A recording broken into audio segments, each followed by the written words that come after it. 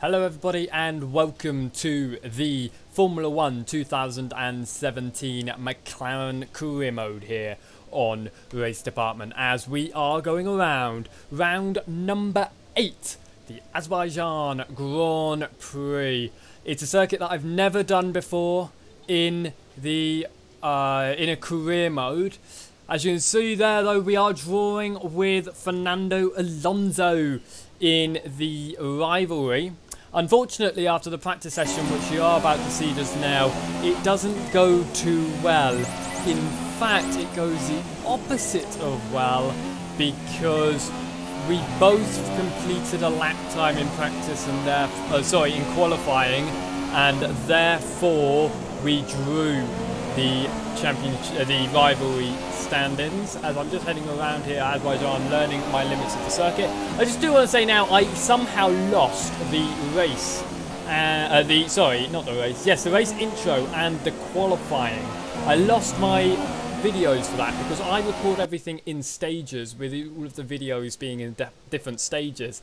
Unfortunately, I've lost the qualifying and the race intro with my recording files, so unfortunately we cannot do anything with that. Now, looking here before qualifying, after the practice session, I was just checking all the wear, but I'm not going to do anything with it as we head around the circuit. But like I said, I have absolutely no footage of qualifying or the race intro, so we're going to get straight down onto the grid and onto the formation lap, in which I'm not actually too sad about my qualifying position of 17th, bearing in mind we're in a Honda around a circuit that's definitely about the engine power. As we're just starting on the formation lap, you can see we're right behind Jolyon Palmer, and we're ahead of Fernando Alonso, our teammate, which is good, even though we qualified in front of him. Obviously we drew that rivalry championship. But here we go then, getting onto the grid, and the lights are counting up. 26 laps of a power. You definitely need power circuit. We're off the grid though, we're moving to the left hand side of the circuit. We've got the two Formula 1 cars on the right hand side. We dive to the inside of Carlos Sainz, also into turn number 1. We're up from 17th up to 14th. There's a little bit of contact with Stroll as we dive towards the inside. We're now on the inside of the next Toro Rosso. Not being able to make that move though on the inside of Ocon. We're going to get a better exit. We are past. We're up into P number 12. And now we're behind Daniil Kvyat in the second Toro Rosso. We'll be able to get into P number 11. We move to the inside. We're going to brake a little bit later, and we are going to be able to move that. We leave absolutely no room on the outside for Kvyat to make the move back through. We look towards the inside of Massa. A little bit of contact. No damage onto the front wing, luckily. We couldn't quite get into P number 10 as we now come through the middle part of the course. My favourite section on the course, purely because you don't need a good power unit to be able to do some good racing.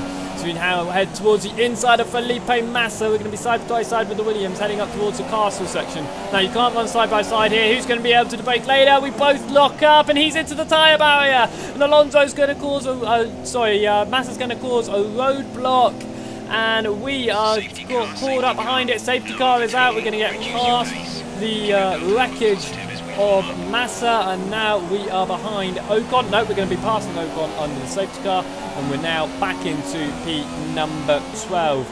On the restart then, we start right behind Kevin Magnussen, looking to get back into P number 11, maybe even a top 10 in this McLaren race here around Azerbaijan, round number 8 in the career, and we are going to be resuming racing very shortly. We're getting onto the accelerator, but we can't quite go through. Now the green's out. Not the best of restarts. We were quite close to Magnussen, not able to take advantage of the green flag though. And now we're going to move to the left hand side, stay on the inside of Magnussen. That was very late on the brakes to try and squeeze up the inside, and we are past. Back into P number 11, and now we've got Daniil Kvyat once more. We move to the inside. He's locked up. We've almost gone into the rear left tyre. So we now head out of turn number 2 along the second straight. Obviously no DRS at the moment in this race, even though that 4 safety cars just come in. As we now head underneath the fly outside, there's going to be contact. There's going to be contact, and we're into the wall. We've got no front wing. Oh my god. As we continue to head around here on lap number 4, we're going to have to come into the pits at the end of this lap, although because we've got no front wing, We're down to last, and now we've just got to hope that we can go up the order. 19th in this race behind Fernando Alonso. Obviously, Massa already out. So just coming through the castle section, you can really take in the scenery at this speed, actually. Look at that lovely castle on the left-hand side. And now heading up, we're going to put the power onto the car. A little bit of a tap with the wall. We're going to accelerate and try to get back to the pits as quickly as possible as we come through the fast left-hander. Oh, fuck!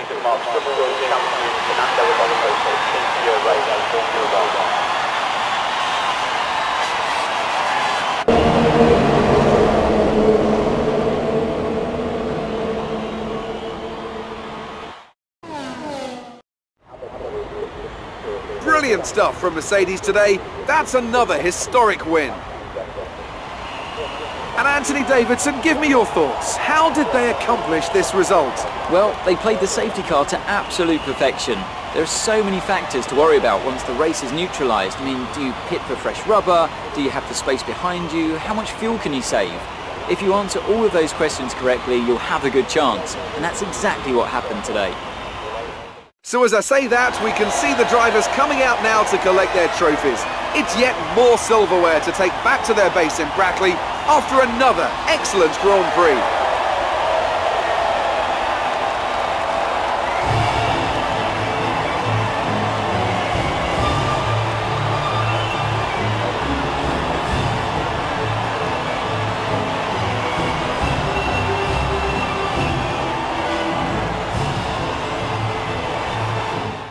And now let's take a look at the driver's standings. It's a good result for Lewis Hamilton, who moves further ahead at the top of the table. Now then, Anthony Davidson, who was your driver of the day? I'm going to say Carlos Sainz. It was probably one of his best drives this season, and I was thoroughly impressed. And now let's take a look at the constructors' standings. Mercedes have extended their lead at the top of the standings. After all that excitement, it's time for a lie down, I think. Thanks for joining us, and goodbye until the next race. Now, normally I do just sit and edit all together the results and the championship results and everything, but with how bad this race has gone, as you can see how far we've fallen down the order there, I just could not be bothered. This has been a really bad race, and I hope to really make up for it at round number 9. I think we've got 3 more races until the mid-season. I think we've got... oh, no. I think we've only got Silverstone and Hungary now. I think it's only 2 until mid-season, but we'll see where we end up. Thank you for watching, and goodbye.